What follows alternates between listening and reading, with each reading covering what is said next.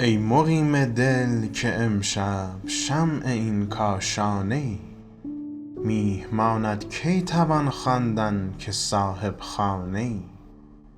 نیست مسکین پادشه را لایق بزم حضور، با گدایان همنشین از همت شاهانه ای. آتش شوق است کافی بهر ما پروانگان، تا تو ای شمع فروزان شاهد پروانه ای.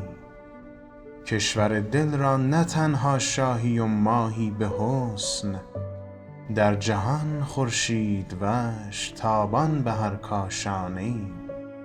هست تنها بر تو روشن چشم امید صغیر، اندرین دریا درخشان گوهر یک دانه ای.